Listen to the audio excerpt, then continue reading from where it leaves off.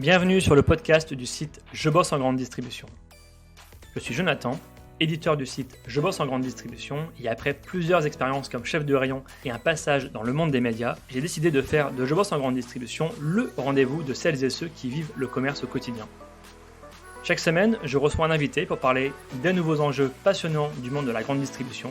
On y parle des métiers, de transition numérique ou encore des sujets liés à la RSE. Si vous êtes un auditeur fidèle ou simplement de passage, et si cet épisode vous plaît, pensez à nous laisser une note ou un commentaire sur les plateformes d'écoute comme Apple Podcast ou Spotify, cela nous aide énormément. Place maintenant à l'épisode du jour, bonne écoute. Bonjour Carole. Bonjour Jonathan. Tu es chargée de projet chez Phoenix, une start-up qui accompagne les magasins dans la lutte contre le gaspillage alimentaire, un vaste projet et un sujet éminemment d'actualité en ce moment. Moi, je voulais t'inviter sur ce podcast car j'aime ces personnalités, ces métiers, ces profils qui ont, comme le tien, qui ont ce regard terrain sur la vie des magasins. Je pense que ton regard est hyper intéressant. Première question, Carole, avant de parler du gaspillage et des magasins, est-ce que tu peux commencer par te présenter ? Oui. Alors, du coup, je suis bretonne, basée à Nantes actuellement. Okay. Et donc, mon parcours professionnel s'est plutôt déroulé dans la santé. J'ai passé plus d'une dizaine d'années au sein de l'établissement français du sang, Okay. en tant que chargée de promotion du don. Donc, j'étais sur l'organisation des collectes avec divers acteurs, écoles, collectivités, entreprises. Donc, toujours dans la mobilisation, la sensibilisation. Et le fil rouge pour moi, c'est le don. Intéressant. Donc, c'est comme ça que je suis arrivée sur un autre sujet qui est l'anti-gaspillage alimentaire depuis 1 an et demi déjà. Alors, ton rôle chez Phoenix, ça consiste en quoi ? Alors, du coup, moi, mon rôle, c'est une fois que les équipes ont été auditées sur le magasin, c'est de faire en sorte de former les ELS, les managers aux bonnes pratiques pour trouver la meilleure solution d'anti-gaspillage au sein de leur magasin. Oui. Donc, c'est une solution mon rôle, c'est vraiment de faire en sorte que des produits de qualité soient remis aux associations. Okay. Et que la revalorisation du produit ait trouvé la meilleure voie. Donc, je vais adapter en fonction des magasins, de la charte fraîcheur du magasin et aussi des rayons, telle ou telle solution de revalorisation pour lutter contre le gaspillage. Donc, tout ça, c'est au sein de Phoenix. Alors, comme j'ai dit en intro, c'est une startup qui propose des solutions pour lutter contre le gaspillage alimentaire. Avec tes mots, est-ce que tu peux nous présenter toutes les solutions qu'offre Phoenix aujourd'hui ? Alors, l'avantage de Phoenix, moi, je trouve, c'est que c'est une solution complémentaire en fonction des produits et des besoins du magasin. Oui. Donc, on va travailler sur la traçabilité des produits, le suivi des dates en rayon et la dimension plus réglementaire pour savoir ce qui peut être donné ou pas donné, et pour mettre en fonction en place un dispositif adapté. Donc, notre objectif, ça va être d'accompagner et de trouver le meilleur voie de revalorisation, soit via les ventes dates courtes, soit via le don aux associations, soit la vente de paniers en ligne via l'application Phoenix, ou via l'alimentation animale, donc pour tous les produits qui ne sont plus consommables à l'homme. Donc c'est vraiment une complémentarité des services pour traiter tous les produits et la casse de ces produits. Et là, vous accompagnez donc des acteurs de la grande distribution. Tout à fait. Est-ce que vous accompagnez aussi des petits commerces, j'imagine ? Alors les petits commerces, ça va plutôt être via l'application mobile Phoenix, via la vente de paniers en ligne. Ça va être plutôt la cible, le service qui est adapté à ces petits commerces. On fait aussi du don aux associations auprès des magasins de proximité. Okay. Et l'accompagnement des ventes dates courtes aussi. Alors, vous êtes beaucoup d'acteurs sur le marché. On ne va pas tous les citer, mais voilà, il y en a, je pense, une bonne dizaine facile, je pense, qui accompagnent des magasins. Quelle est la spécificité de Phoenix aujourd'hui sur le marché ? C'est vraiment d'être sur toutes les solutions de revalorisation et encore une fois d'apporter le service le plus adapté et compléter les services pour aller vers une solution zéro déchet. Donc c'est ça, c'est vraiment un accompagnement. Oui. Les magasins ont aussi de quoi suivre, à mon avis, de ce que j'avais déjà vu, en tout cas dans un magasin, un tableau de bord pour suivre leur performance. C'est un peu ça l'idée aussi. Alors tout à fait, du coup, l'avantage aussi de Phoenix, c'est qu'un chargé de projet va accompagner les magasins au quotidien. donc via un accompagnement numérique, mais aussi un accompagnement sur le terrain. Ouais. Donc on est sur une solution digitale qui va permettre de suivre et de tracer tous les dons au quotidien, et de pouvoir aussi à chaque mois ressortir des statistiques pour voir l'évolution de la revalorisation. Et l'accompagnement humain aussi permet de vraiment sensibiliser, former les équipes sur les bonnes pratiques pour savoir quel produit est à choisir pour vers quel levier de revalorisation. Alors, comment vous procédez justement pour sélectionner le type de produit? Comment vous accompagnez les équipes, en magasin? Du coup, on va fonctionner surtout en fonction de la charte fraîcheur du magasin. Avant de lancer un magasin, on va faire un point avec la direction du magasin pour qu'on soit d'accord sur les objectifs attendus. Ouais.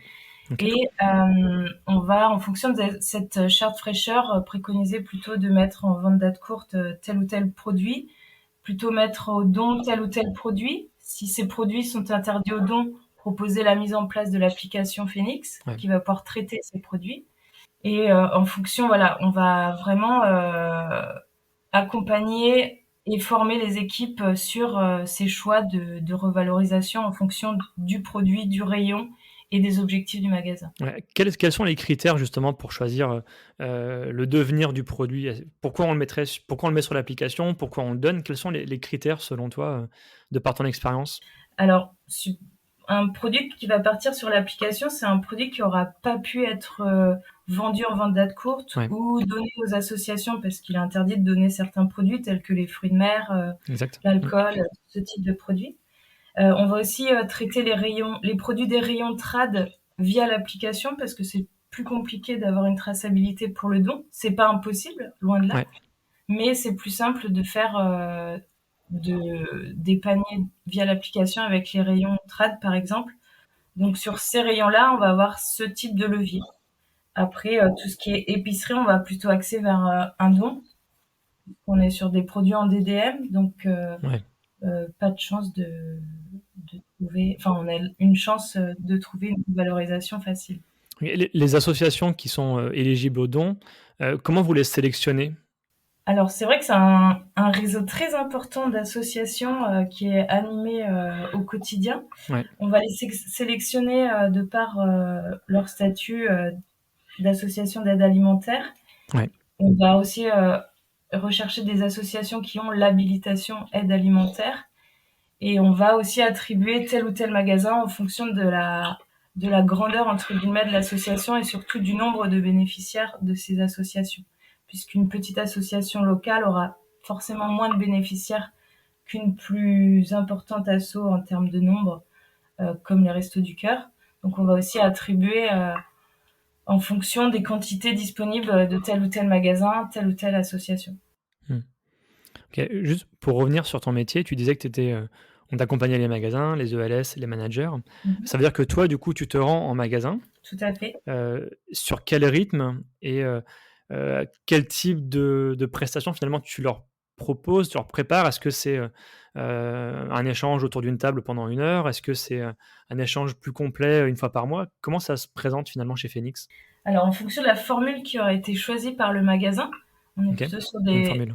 différentes formules d'accompagnement, plutôt Ouais, tranquillité ou performance, si on va aller chercher la performance. En fonction du contrat qui a été signé entre nous, on va aller sur le terrain plus ou moins régulièrement. Mais, enfin, et dans tous les cas, il y a un accompagnement aussi téléphonique qui se fait ouais, entre chaque suivi de magasin. Du coup, moi, concrètement, quand j'arrive en magasin, je vais aller voir mes interlocuteurs qui gèrent le don et aussi faire le tour des rayons des ELS, OK. pour parler des problématiques du moment, la casse qu'ils ont eue ces derniers temps. Il y a aussi des indicateurs importants, c'est d'aller voir le chariot de don quand il est complété pour s'assurer que les produits qui sont disponibles sur le don, par exemple, sont éligibles au don. Ouais. Et on va aller directement aussi voir la vitrine des ventes date courte pour avoir un œil sur les différentes solutions d'anti-gaspi du magasin. Et la dernière, enfin pas la dernière, mais l'une des choses très importantes à aller voir aussi au sein des magasins, c'est les bacs déchets. c'est un vrai indicateur pour Ouais. se rendre compte du volume et des choses qui sont présentes en poubelle, si elles auraient pu être valorisées ou non. Et vraiment de montrer du concret dans les poubelles aux équipes, ça parle et c'est vraiment des exemples noir sur blanc en direct pour leur montrer que, Ouais. par exemple, ces produits n'ont rien à faire en poubelle et auraient pu être redonnés ou mis en vente Ok. ou autre. Un bilan ensuite avec la direction pour parler des objectifs et de ce qui a été réalisé mois par mois, euh, pour voir vers Hmm. où l'on va et ce qui a été fait, ce qui a été bien fait et ce qui aurait pu mieux être fait. Alors, comment les magasins vous accueillent, justement? Moi, ça m'intéresse de savoir comment un directeur aujourd'hui peut accepter qu'un prestataire externe vienne lui expliquer comment gérer son rayon, par exemple. Comment ça se passe la relation? Ben, c'est vrai qu'on reçoit une vraie évolution des mœurs dans ce sens. Oui. C'est important pour les magasins de lutter contre le gaspillage et d'être accompagnés sur cette thématique, puisque c'est pas évident de mobiliser les équipes. C'est un vrai travail de sensibilisation. Il Hmm. y a souvent un problème de temps, de manque de personnel Ouais. pour gérer ces soucis.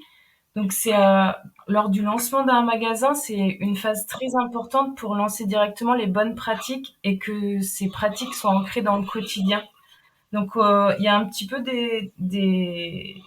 un ressenti de recul au début beaucoup sont sceptiques Ouais. et au final on arrive à mobiliser les équipes à rajouter du sens à leur action Ouais. et de mobiliser tout le monde et réussir ainsi à ce que ça rentre dans leur routine du quotidien. Donc il y a des petits freins au début, on le ressent, Hmm. mais les résultats sont assez flagrants directement quand on regarde les poubelles. Hein, les volumes diminuent drastiquement une fois que les choses sont mises en place. Et du coup, c'est une satisfaction qui se voit directement par les équipes. Donc elles sont satisfaites et elles peuvent être fières de leur participation pour un but social et environnemental. Ouais. Alors, je sais que tu es chez Phoenix depuis très peu de temps, mais est-ce que toi, tu l'as vu cette évolution des mœurs, justement, dans la grande distribution? J'ai pu voir qu'il y avait des changements aussi de personnel. Hmm. Peut-être les nouvelles générations sont encore plus motivées. Ouais. Euh, mais c'est vrai que j'ai pas assez de recul pour voir une évolution en un an et demi personnellement. Ouais, tu dirais qu'on est à quel stade aujourd'hui? Est-ce qu'il y a une vraie prise de conscience? Ça, je pense que c'est le cas, mais tous les magasins aujourd'hui ne font pas forcément de politique anti-gaspi. Mhm. Heu, Comment tu vois la suite, toi? Comment tu vois, l'évolution du secteur sur ce sujet-là? Moi, je pense qu'il y a une évolution très positive à venir, puisque déjà les lois font que on n'a plus trop le choix. Ouais. Il y a une vraie prise de conscience aussi de la population, donc des clients. Ouais. Et du coup, qui dit client satisfait, c'est aussi un client qui est soucieux de savoir si son magasin fait quelque chose sur ces thématiques-là. Je suis très optimiste Mmh. pour l'avenir puisque on a de plus en plus de magasins qui suivent le pas et ça va pas cesser d'aller dans ce sens. Ça, j'en suis sûre, oui. Et est-ce qu'il y a des leviers selon toi encore à mettre en place et qui ne sont pas encore mis en place? Déjà travailler davantage sur les commandes en amont, traiter Ouais, le déchet, c'est aussi c'est ce que j'allais te dire, ouais. Mmh. voilà. Et c'est vrai que de notre suivi mois par mois des statistiques que l'on présente à la direction des magasins, ça leur permet aussi d'affiner, de proposer aux équipes de savoir tel produit n'a pas marché, ça a été beaucoup donné le mois dernier, donc on va éviter de le recommander en tant de quantité. Donc ça apporte aussi une visibilité sur les produits qui se retrouvent toujours en vente date courte et de permettre aux managers de se dire peut-être que je vais commander moins de ce produit et de travailler en amont sur les commandes justement. Ouais, c'est ça que j'ai l'impression, hein, on n'est pas uniquement dans l'après, ou en tout cas, on n'est plus face au constat de voir qu'effectivement, on a beaucoup de produits à date. Mm On est -mm, aussi maintenant beaucoup dans la sensibilisation et beaucoup dans l'amont. Donc comment on va travailler son rayon, comment on va optimiser sa gestion. tout à fait. OK, ça marche. La responsabilité, est-ce qu'elle est uniquement du côté des magasins ou est-ce qu'elle peut être aussi encore beaucoup plus en amont au niveau des industriels? Est-ce que Phoenix intervient à ce niveau-là? Oui, tout à fait. On a un service qui gère tous les déstockages industriels Oui. pour gérer aussi cette casse qui existe en amont. Et ça, c'est un vrai service qui fonctionne très bien et qui a beaucoup de besoins en la matière. Alors, aujourd'hui, Phoenix en chiffre, c'est combien de magasins? Plus de 10 000 Ah oui, ok. Alors avec les répartis sur la France? applications. Ah oui, ok. Donc commerce de proximité, grande distribution, comme on l'a dit. Oui, Donc plus de 10 000 magasins aujourd'hui. Ok. Alors, tu es arrivé chez Phoenix il n'y a pas très longtemps. oui. Quel conseil tu donnerais à quelqu'un qui souhaite rejoindre la startup? D'arriver avec beaucoup d'énergie pour actionner ces différents leviers avec ces différents acteurs et oui, d'apporter en fait les compétences du passé qui sont forcément intéressantes et qui pourront être utilisées au sein de chez Phoenix. C'est une entreprise qui a des personnes qui viennent d'horizons divers et variés. Ouais. La preuve pour moi, je viens de la santé, rien à voir, et du coup, j'ai pu quand même adapter mes compétences apprises par le passé sur ce nouveau secteur qui est l'anti-gaspi. Donc, ce que je peux conseiller à une personne qui arrive chez Phoenix, c'est de venir et de voir. Parce que Phoenix recrute, hein, c'est ça, hein? Oui, c'est assez impressionnant le nombre de recrutements que j'ai connus déjà en 1 an et demi. L'entreprise s'étend aussi à l'international pour l'application et différentes solutions de dons, d'accompagnement du don. On est autour de 200 salariés aujourd'hui sur une entreprise. Il y a encore 1 an et demi, on était 150, je crois. Donc, ça va très, très vite. L'avantage aussi, c'est que les évolutions sont aussi possibles rapidement au sein de chez Phoenix. C'est une boîte qui bouge. Enfin, en tout cas, vu de l'extérieur, c'est une boîte qui a l'air d'être hyper dynamique. Quels sont les grands projets de Phoenix dans les années qui viennent? Alors, j'ai entendu Jean Moreau il n'y a pas très longtemps dans une conférence, mais quels sont les grands projets? Je pense que pour les auditeurs, ça peut être intéressant de le rappeler. L'objectif, c'est de gagner davantage de terrain auprès des magasins, d'avoir davantage de magasins clients de Phoenix, et aussi de s'étendre à l'international pour dupliquer ces différentes solutions dans d'autres pays. Parce que donc, c'est vraiment la croissance. C'est très spécifique à la France, finalement, ce combat contre le gaspillage alimentaire. On voit d'autres pays comme l'Espagne, le Portugal, l'Italie qui commencent à s'y mettre. Voilà, quels sont les différents pays qui avancent sur ce sujet-là? Alors aussi, l'Allemagne est pas mal sur le sujet. L'Allemagne. Après, ce ne sont pas les mêmes conditions et avantages en termes de défiscalisation.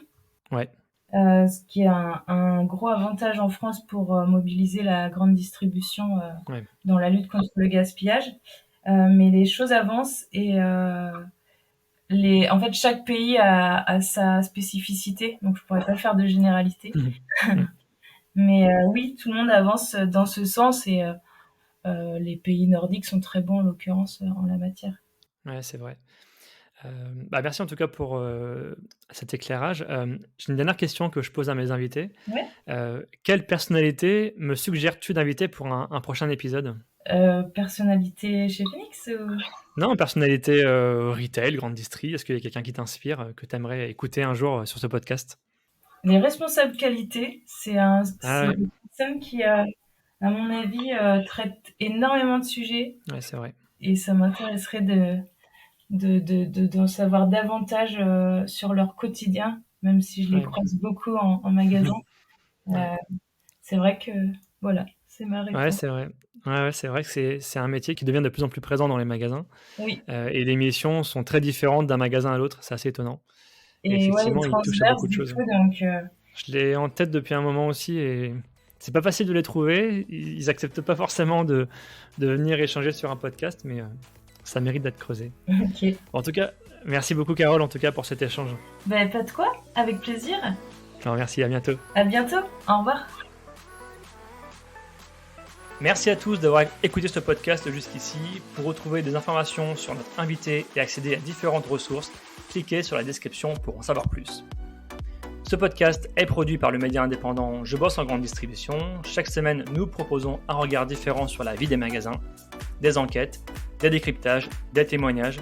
Retrouvez-nous sur notre site et rejoignez aussi la première communauté des professionnels de la grande distribution sur les réseaux sociaux, sur Facebook, LinkedIn, Twitter, Instagram, YouTube et TikTok. Vous êtes déjà plus de 400 000 à nous suivre, vraiment un grand merci pour votre fidélité. Et pour celles et ceux qui veulent aller plus loin, nous proposons une newsletter chaque mardi autour des enjeux de la communication et du marketing local. Pour cela, rendez-vous sur notre site, rubrique s'abonner. À bientôt!